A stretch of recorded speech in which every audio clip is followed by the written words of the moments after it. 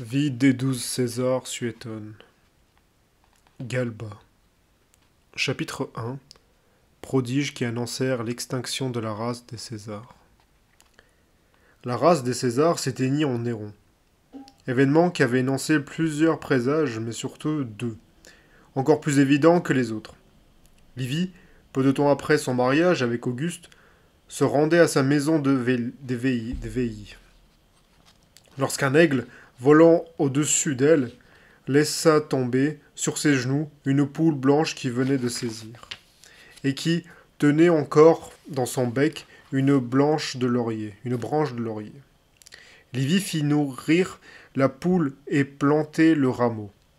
La poule donna tant de poussins que cette maison reçut le nom, qui lui est resté, de maison aux poules. Et le plan vint si bien que les Césars y cueillirent dans la suite les lauriers de leur triomphe, mais en ayant toujours soin, la cérémonie terminée, d'en pleurer d'autres dans le même endroit. On observa qu'un peu avant la mort de chaque empereur, l'arbuste planté par lui dépérissait. Or, pendant la dernière année du règne de Néron, tout le plan se dessécha jusqu'aux racines, et tous les poules périrent. Bientôt, après le palais des Césars fut frappé de la foudre, les têtes de leurs statues tombèrent tout à la fois, et le sceptre d'Auguste lui fut arraché des mains. Chapitre 2. Origine de Galba.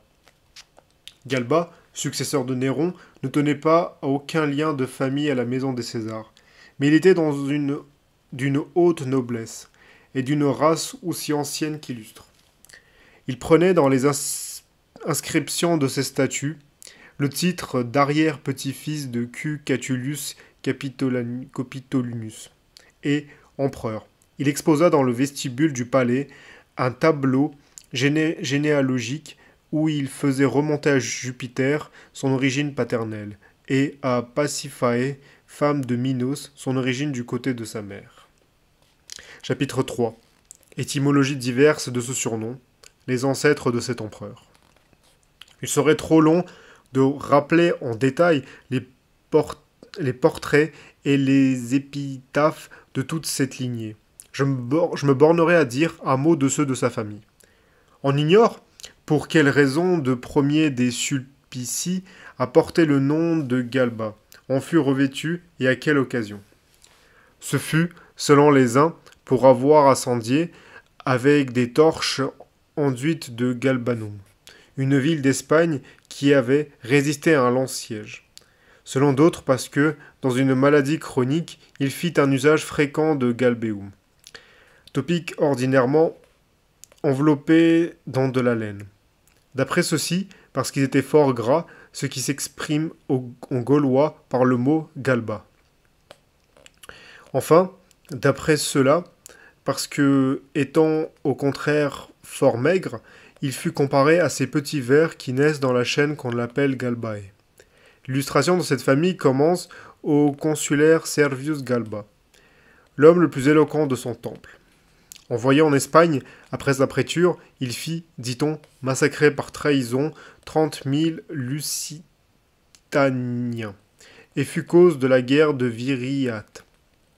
Son petit-fils, irrité de se voir refuser le consulat par Jules César, dont il avait été le lieutenant en Gaule, entra dans la conspiration de Cassius et de Brutus, et fut condamné, pour ce fait, en vertu de la loi Pédia. De celui-là, s'en est l'aïeul et le père de l'empereur Galba. L'aïeul, plus illustre par ses travaux que par ses dignités, se l'éleva pas au-dessus de la préture, et il publia un ouvrage historique assez volumineux et plein d'intérêt. Le père, après avoir été consul, fut un avocat laborieux, d'ailleurs médiocrement éloquent, petit de taille et bossu. Il eut d'abord pour femme Mumia Achaïca, petite-fille de Catulus, et arrière-petite-fils de L. Mumimius, qui détruisit Corinthe. Il épousa ensuite Livia Ocellina, aussi riche que belle, qui, dit-on, le rechercha elle-même à cause de sa noblesse, et avec plus d'ardeur encore depuis le jour où, pressé par ses instances, il retira ses vêtements à l'écart et lui fit voir sa difformité. pour éviter le reproche de l'avoir trompé. Il eut à Caïca 2 fils, Caius et Servius. Caius, l'aîné des deux, fut obligé de quitter Rome, où il s'était ruiné, et Tibère s'étant opposé à ce qu'il tirât au sort, à son tour. Un gouvernement proconsulaire, il se donna la mort. Chapitre 4. Sa naissance. Des présages lui promettant l'Empire. L'empereur Serve Galba naquit sous le consulat de M. Valerius Messala et de Cn. Lentulus, le 9 des calendes de janvier, dans une villa située sur une colline près des Terracines, à gauche en allant à Fondi. Adopté par sa belle-mère Livia, il prit son nom et lui emprunta aussi le surnom d'Oquelaris. Il changea aussi de prénom et se fit alors appeler Lucius, au lieu de Servius, jusqu'à son avènement à l'Empire. Un jour, dit-on, qui était allé saluer Auguste avec d'autres enfants de son âge, ce prince lui dit en grec, en caressant sa petite joue, « Et toi aussi, mon enfant, tu goûteras de notre pouvoir. » Lorsqu'on apprit à Tibère que Galba devait régner, mais dans un âge fort avancé, qu'il vive donc, dit l'empereur, ce n'est pas moi que cela regarde. Comme son aïeul faisait un sacrifice pour conjurer la foudre, un aigle lui enleva des mains les entrailles de la victime et les porta sur un chêne chargé de glands. La réponse des augures fut que ce présage promettait l'Empire à sa famille, mais dans un temps éloigné. « Oui, dit-il, en riant, lorsque les mules mettront bas. » Aussi, lorsque Galba médita la conquête du trône, rien ne lui donna plus de confiance que de voir une mule mettre bas. Et, tandis que tout le monde repoussait ce présage comme sinistre, lui seul l'accepta comme heureux, se rappelant le sacrifice et la répartie de son aïeul. Il venait de prendre la toge virile, quand il rêva que la fortune lui disait « Je suis las d'attendre à ta porte, et si tu ne me reçois au plus tôt, je deviendrai la proie du premier qui se présentera. » À son réveil, il ouvrit son vestibule et trouva sur le seuil une statue d'Héran de plus d'une coudée. C'était celle de cette déesse. Il l'emporta dans ses bras à Tusculum, où il avait coutume de passer l'été. Il la consacra dans une partie de sa maison, lui voua un sacrifice par mois et une veille par an.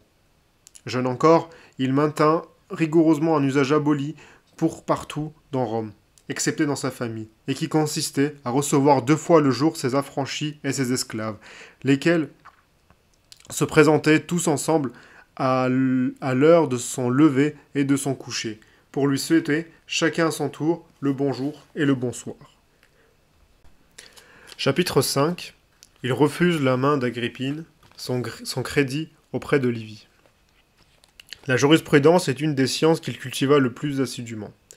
Il s'était marié, mais ayant perdu sa femme Lépidia, et 2 fils qu'il avait eus d'elle, il garda le célibat et ne voulut désormais consentir à aucun mariage. Il refusa même Agrippine, devenue libre par la mort de Domitius, et qui, avant qu'il fût veuf, lui avait fait des avances telles que la mère de Lépidia lui en adressa de vifs reproches dans une réunion de femmes de qualité, et s'emporta jusqu'à la frapper. Il montra une estime particulière pour Livie. Femme d'Auguste, dont la faveur, tant qu'elle vécut, lui donna beaucoup de crédit, et dont le testament, quand elle fut morte, faillit l'enrichir. Elle le désigna comme son principal héritier pour 50 millions de sesterces. Mais la somme étant écrite en chiffres et non en toutes lettres, Tibère réduisit ce legs à 500 000 sesterces, et que Galba ne toucha même pas. Chapitre 6. Ses dignités, son commandement en Germanie. Il parvint aux honneurs avant l'âge fixé par les lois. Pendant les Jeux floraux, qu'il célébra comme prêteur, il donna le spectacle, encore nouveau, d'éléphants dansant sur la corde. Il gouverna la province d'Aquitaine pendant près d'1 an, puis il fut 6 mois, consul ordinaire. Le hasard voulut qu'il succédât dans ses dignités à Cn. Domitius, père de Néron, et qu'il eut lui-même pour successeur Salvius Autan, père d'Autan l'empereur, ce qui était comme un présage de l'avenir, le règne de Galba étant placé entre ceux de leur fils. Il fut ensuite envoyé en Germanie par Caligula pour remplacer Gétulicus. Le lendemain de son arrivée, il fit cesser les applaudissements qui excitaient sa présence à un spectacle solennel, et un ordre du jour enjoignit aux soldats de tenir leurs mains sur leurs manteaux. Aussi ne fit-on plus que chanter dans le camp: Soldat, apprends à te conduire en soldat, c'est Galba et non Gétulicus. Avec la même sévérité, il leur interdit les demandes de congés. Il exerça par un travail assidu les vétérans et les recrues. Il repoussa les barbares qui avaient pénétré jusque dans la Gaule. Et Caligula, présent à cette expédition, fut si content de son armée et de lui que, parmi les innombrables troupes levées dans toutes les provinces, les siennes recrurent le plus de récompenses et de témoignages de satisfaction. Galba se fit particulièrement remarquer en dirigeant, un bouclier à la main, les évolutions militaires, et en suivant, l'espace de 20 000 pas, la voiture de l'empereur. Chapitre 7. Son crédit auprès de Claude, son proconsulat en Afrique. Après le meurtre de Caligula, on le pressa généralement de saisir cette occupation, mais il préféra le repos. Claude lui en sut si bon gré qu'il le mit au nombre de ses meilleurs amis, et il eut pour lui une telle considération que l'expédition de Bretagne fut retardée à cause d'une légère indisposition qui lui était survenue le jour même du départ. Il fut 2 ans proconsul d'Afrique. On l'avait choisi sans consulter le sort, pour pacifier cette province inquiétée par les barbares et troublée par des divisions intestines. Il y réussit entièrement, grâce à la sévérité, à la justice qu'il montra jusqu'à dans les plus petites choses. Dans une expédition où il y avait 10 êtres de vivres, un soldat ayant rendu pour 100 deniers un boisseau de froment qui lui restait de sa provision. Galba défendit aux autres de lui fournir aucun aliment, dès qu'il commencerait à manquer de nourriture. Et ce soldat mourut de faim. 2 plaideurs s'étaient présentés à son tribunal, se disputant la propriété d'une bête de somme.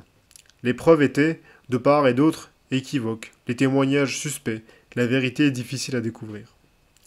Il décida que l'animal serait conduit, la tête couverte, à un lac où il avait coutume de s'abreuver. Que là, on lui ôterait ce voile et qu'il appartiendrait à celui des 2 vers lequel il se dirigerait de lui-même après avoir bu. Chapitre 8.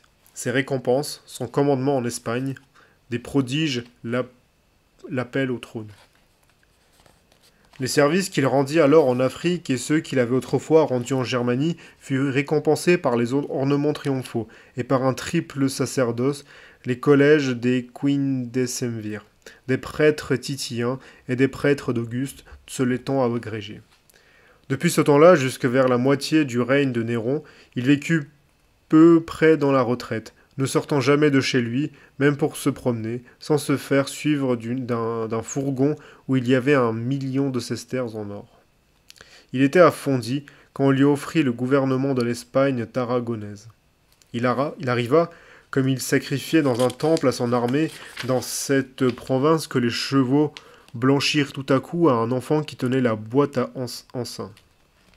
Et ce prodige fut interprété comme le présage d'un grand changement, dans lequel on verrait un vieillard succéder à un jeune homme, c'est-à-dire Galba à Néron. Peu de temps après, les foudres tombent dans un lac de pays des Quintabres, et l'on y trouva 12 haches, signe manifeste de la souveraine puissance. Chapitre 9. Inégalité de sa conduite dans son gouvernement d'Espagne, il accepte le rôle de libérateur du monde. De nouveaux prodiges ont lieu en sa faveur. Sa conduite dans ce gouvernement, qui dura 8 années, fut pleine d'inégalités. Il montra d'abord beaucoup d'ardeur et de vigilance, même une sévérité excessive dans la répression des délits. Ainsi, il ordonna de couper les mains à un changeur infidèle et de clouer sur son comptoir. Il fit mettre en croix un tuteur qui avait empoisonné son pupille, dont les biens lui étaient substitués. Et le coupable, invoquant les lois et ses privilèges de citoyen romain, Galba, comme pour adoucir par quelque distinction l'horreur de son supplice, lui fit dresser une croix peinte en blanc et beaucoup plus grande que les autres. Mais il tomba peu à peu dans le relâchement et la mollesse, afin de ne point donner d'ombrage à Néron. et parce que, disait-il, on ne peut obliger personne à rendre compte de son inaction. Il tenait ses assises à Carthagène, quand il apprit le soulèvement des Gaules, le légat d'Aquitaine lui ayant envoyé demander du secours. Il reçut aussi des lettres de Vindex, qui l'engageaient à se déclarer le libérateur et le chef du genre humain. Il ne balança pas longtemps, et, poussé par la crainte en tant que par l'espérance, il accueillit cette proposition. Il avait, en effet, surpris un ordre envoyé secrètement par Néron à ses agents pour le tuer.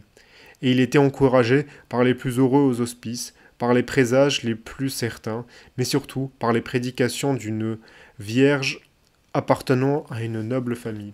Prédications qui lui inspiraient d'autant plus de confiance que le prêtre de Jupiter, à Cluny, averti par un songe, venait de retirer du sanctuaire le même oracle, prononcé aussi par une jeune devineresse 200 ans auparavant. Le sens de cet article était qu'il viendrait de l'Espagne un homme qui serait le maître du monde. Chapitre 10. Il est salué empereur, ses dangers. Il monta donc sur son tribunal, comme pour procéder à un affranchissement. Alors, faisant placer devant lui les portraits de la plupart des citoyens condamnés et tués par Néron, et ayant à ses côtés un jeune homme d'une noble origine qu'il avait fait venir exprès de la plus proche des îles Baléares, où il était exilé. Il déplora les maux de ce règne. Salué empereur, il déclara ne vouloir être que le lieutenant du Sénat et du peuple romain. Il annonça que les affaires étaient interrompues, et il leva, parmi le peuple de sa province, des légions et des troupes auxiliaires pour renforcer son armée, qui n'était que d'une légion, de 2 escadrons et de 3 cohortes.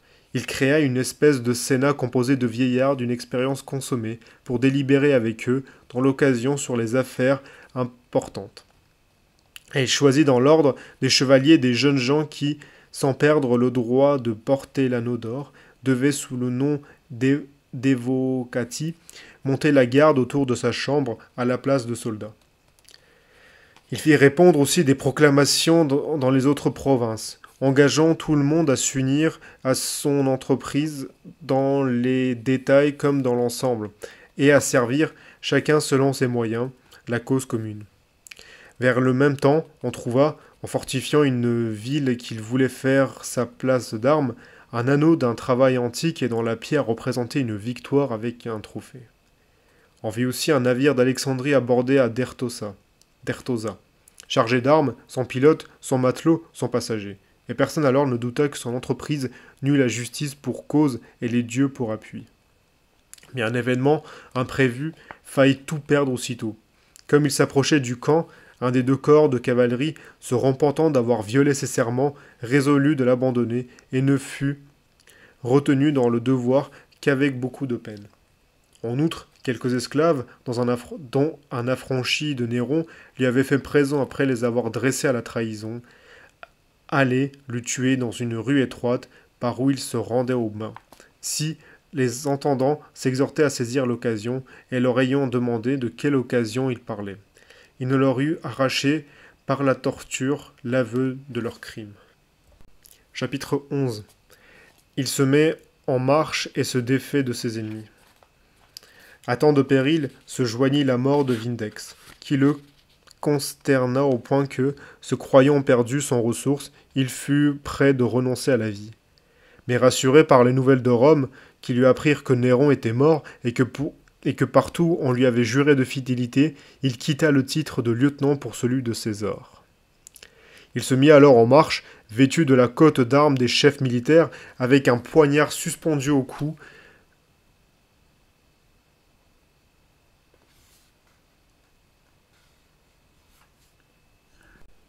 et retombant sur sa poitrine. Il ne reprit la toge qu'après la défaite de ceux qui se révoltaient contre lui, c'est-à-dire du préfet du prétoire Nymphidius Sabinius et à Rome, et des lieutenants Fonteius Capito en Germanie et Claudius Macer en Afrique. Chapitre 12. Son avarice et sa cruauté.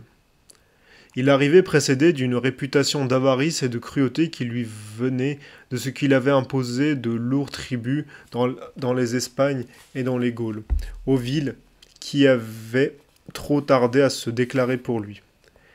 De ce qu'il en avait même puni quelques-unes par la destruction de leurs murailles, de ce qu'il avait fait exécuter par la main du bourreau les officiers mis à leur tête et les fonctionnaires impériaux avec leurs femmes et leurs enfants, de ce que les Tarragenois, lui ayant offert une couronne d'or du poids de 15 livres, tirée d'un ancien temple de Jupiter, il avait fait fondre et qui, trouvant 3 onces de moins, il en avait exigé le paiement. Cette réputation se fortifia et il s'accrut dès les premiers jours de son entrée à Rome. En effet, il voulut réduire à leurs premières conditions de simples rameurs les soldats de marine, à qui Néron avait demandé le rang de légionnaire. Et comme ils résistaient à ses ordres et réclamaient avec énergie leurs aigles et leurs enseignes, il les fit dispersés par un corps de cavalerie, et ensuite il les décima. Il essentia la cohorte germanique que les Césars avaient autrefois formée pour la garde de leur personne, et dont la fidélité était demeurée inébranlable en milieu de toutes les épreuves. Il renvoya même ses soldats dans leur patrie sans aucune récompense, les accusant d'être dévoués à Seine Dolabella, dont les jardins étaient voisins de leur camp. On racontait de lui des traits d'avarice, vrais ou faux, qui le rendaient ridicule, qu'il avait poussé un profond soupir en voyant sa table abondamment servie, que son attendant, lui ayant un jour présenté ses comptes, lui avait fait cadeau d'un plat de légumes pour récompenser son zèle et sa fidélité, que voulant donner au joueur de flûte Canus une marque de son admiration, il avait été prendre lui-même dans sa cassette particulière 5 deniers, dont il le gratifia. Chapitre 13. Il reçoit à Rome un mauvais accueil. Son arrivée ne fut donc pas fort agréable aux Romains, et il put s'en apercevoir au premier spectacle qui fut donné. Les acteurs ayant commencé, dans une atellane, à entonner cette chanson si connue, Onesimus arrive de sa ferme. Tous les spectateurs se mirent à chanter le reste en chœur et affectèrent de répéter ce vers en le mimant. Chapitre 14. Il se laisse entièrement gouverner par 3 courtisans. Il ne trouva sur le trône ni la faveur ni la considération qu'il y avait portée. Ce n'est pas qu'il ne fit beaucoup de choses qui dénotaient un bon prince, mais ses bonnes qualités étaient moins aimées que les mauvaises n'étaient haïes. Il était gouverné par 3 favoris qui habitaient le palais, qui ne le quittaient pas, et qu'on l'appelait ses pédagogues. C'étaient Tevinius, son lieutenant en Espagne, homme d'une cupidité effrénée, Cornelius Laco, d'assesseur devenu préfet du prétoire, et dont l'arrogance et la sottise étaient intolérables. Enfin, l'affranchi Icellus honorait depuis peu de l'anneau d'or et du surnom de Marcianus, et qui briguait déjà la plus haute dignité à laquelle put prétendre un chevalier. Ces 3 hommes, dont les vices étaient différents, gouvernaient despotiquement le vieil empereur, qui s'était abandonné à eux sans réserve, et ne se rassemblait plus à lui-même, tantôt trop sévère et trop économe pour un prince élu, tantôt trop faible et trop indulgent pour un prince de son âge. Il condamna, sans les entendre et sur les plus légers soupçons, d'illustres citoyens des 2 ordres. Il donna rarement les droits de cité romaine, et à 1 ou 2 personnes seulement le privilège des 3 enfants. Encore ne fût-ce que pour un temps limité. Les juges l'ayant prié d'ajouter une 6e d'écurie avec 5 premières, aux 5 premières, non seulement il s'y refusa, mais il leur enleva même le droit que Claude lui avait accordé de n'être convoqué ni pendant l'hiver, ni au commencement de l'année. Chapitre 15. Il révoque toutes les libéralités de Néron. Ses affranchis disposent de tout. On pensait aussi qu'il voulait réduire à 2 années la durée des charges exercées par les sénateurs et les chevaliers, et les donner ceux qui ne le brigueraient pas ou qui les refuseraient. Il révoqua toutes les libéralités de Néron, à un 10e près, et il chargea 50 chevaliers romains d'en poursuivre la restitution, avec le droit, si des acteurs ou des athlètes avaient vendu les présents qu'on leur avait faits et n'en pouvaient rendre la valeur, de les reprendre à ceux qui les auraient achetés. D'un autre côté, il laissa ses affranchis et ses conseillers vendre à leur gré tous les offices ou dispenser toutes les faveurs. La perception des impôts, les immunités, la condamnation des innocents, l'impunité des coupables. Il y a plus, le peuple romain lui ayant demandé le supplice d'Alotius et de Tigellinus, les plus cruels de tous les agents de Néron, ce furent les seuls qu'il laissa impunis. Il revêtit même Alotius d'une charge des plus importantes. Et il reprocha au peuple, dans un édit, de montrer de la cruauté envers Tigellinus. Chapitre 16. Il s'aliène tous les esprits. L'armée de la Haute-Germanie donne le signal de la révolte. Cette conduite lui aliéna presque tous les ordres, et il ne tarda pas à s'attirer surtout la haine des soldats. Ses amis avaient reçu pour lui, en son absence, leur serment de fidélité, et leur avait promis une gratification plus considérable que d'habitude. Il ne ratifia pas cette promesse et répéta même plusieurs fois qu'il avait coutume d'enrôler des soldats et non d'en acheter. Mot qui exaspéra toute l'armée. Ces craintes injurieuses indisposèrent aussi contre lui les prétoriens, dont la plupart furent éloignés comme suspects, ou comme complices de Nymphidius. Enfin, la plus vive indignation animait les légions de la Haute-Germanie, qui se voyaient frustrées des récompenses qu'elles les attendaient pour leur campagne contre les Gaulois et contre Vindex. Aussi furent-elles les premiers à oser rompre tout lien d'obéissance. Au calende de janvier, elles ne prêtèrent serment qu'au Sénat. Elles envoyèrent aussitôt une députation aux prétoriens pour leur déclarer qu'elles ne voulaient pas de l'empereur élu en Espagne et qu'ils devaient faire eux-mêmes un choix qui pût être approuvé de toutes les armées. Chapitre 17. Il adopte Pison, conspiration d'Othon. Informé de ce complot, Galba pensa qu'on le méprisait moins à cause de son âge que parce qu'il n'avait pas d'enfant. Depuis longtemps, il estimait profondément Pison Frugi Licinianus, jeune homme aussi considérable par son mérite que par sa naissance, et qu'il avait toujours porté sur son testament comme l'héritier de ses biens et de son nom. Il prend tout à coup par la main, au milieu de la foule des courtisans, l'appelle son fils, le conduit au camp et l'adopte aux présences des soldats, sans faire, même alors, aucune mention d'une gratification. Ce nouveau trait d'avarice aide M. Salvius Othon dans l'exécution de son entreprise. 6 jours après cette adoption, tout était consommé. Chapitre 18. Des présages lui annoncent sa fin.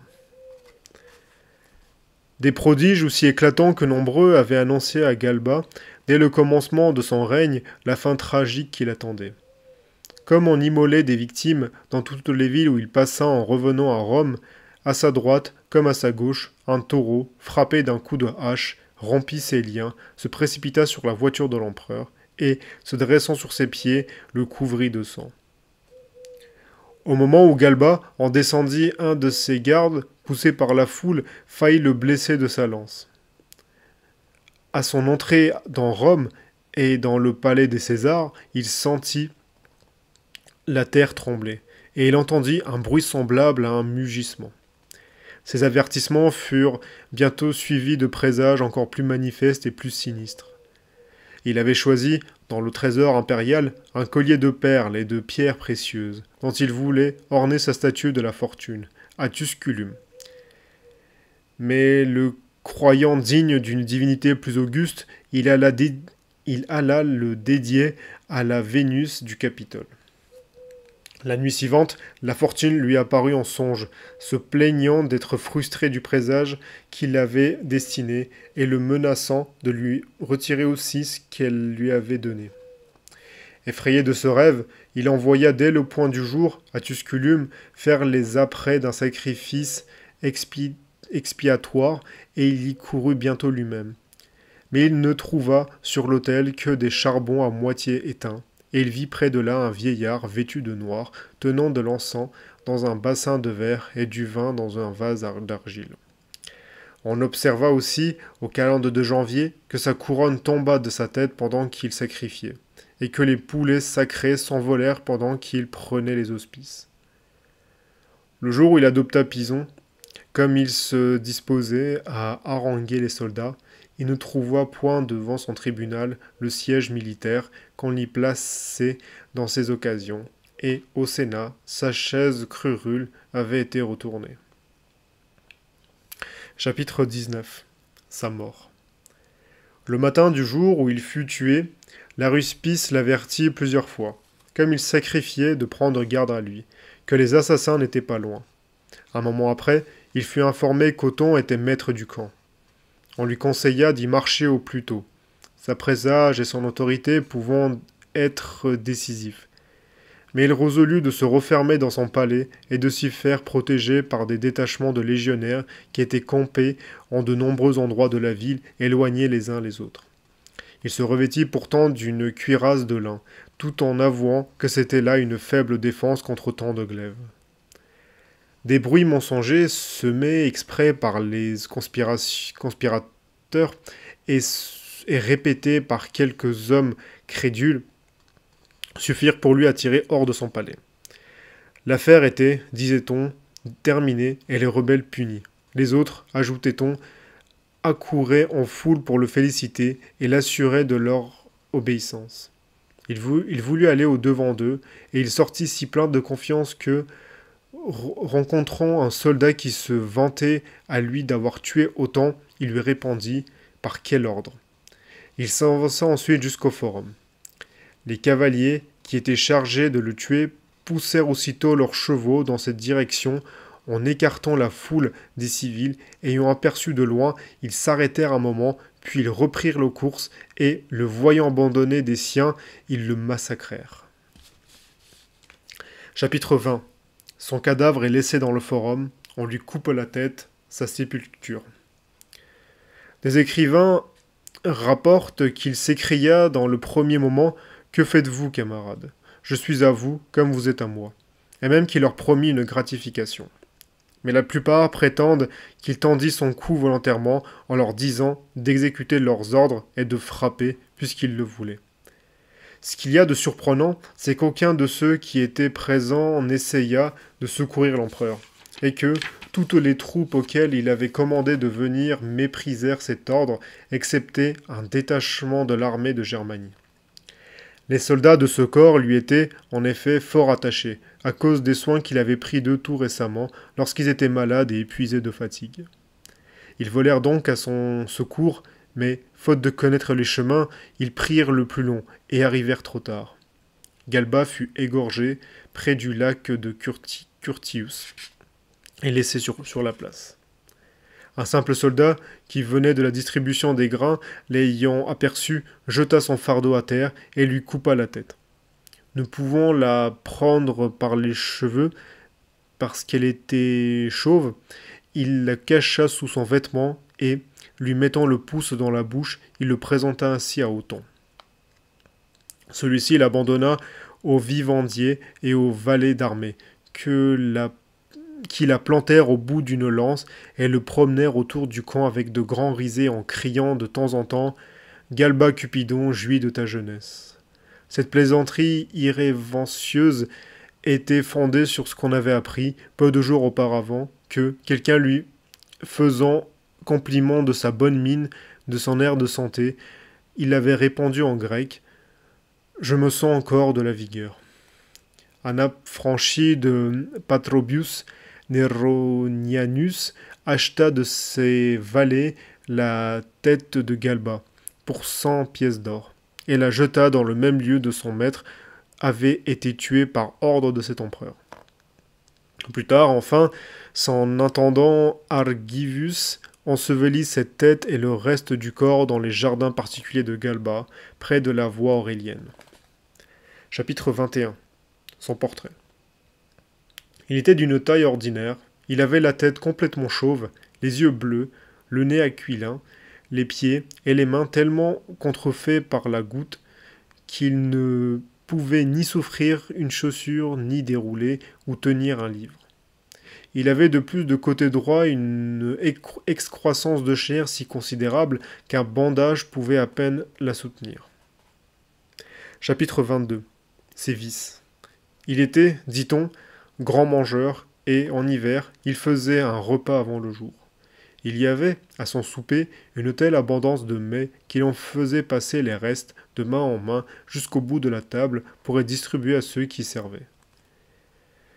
La pédérastie était un de ses vices, mais il préférait aux jeunes gens les hommes robustes et même déjà vieux. Quand Icellus, l'un de ses anciens compagnons de débauche, vint lui annoncer en Espagne la mort de Néron, l'on dit que, non content de l'embrasser étroitement devant tout le monde, il le fit épiler sur le champ et l'emmena seul avec lui. Chapitre 23. Le Sénat lui décrète une statue, décrète révoqué par Vespasien. Il périt dans la 73e année de son âge, après 7 mois de règne. Le Sénat lui décréta, dès qu'il put, une statue qui devait être placée sur une colonne rostrale, dans l'endroit du forum où il fut massacré. Mais Vespasien révoqua ce décret, persuadé que Galba avait envoyé d'Espagne en Judée des assassins chargés de le tuer.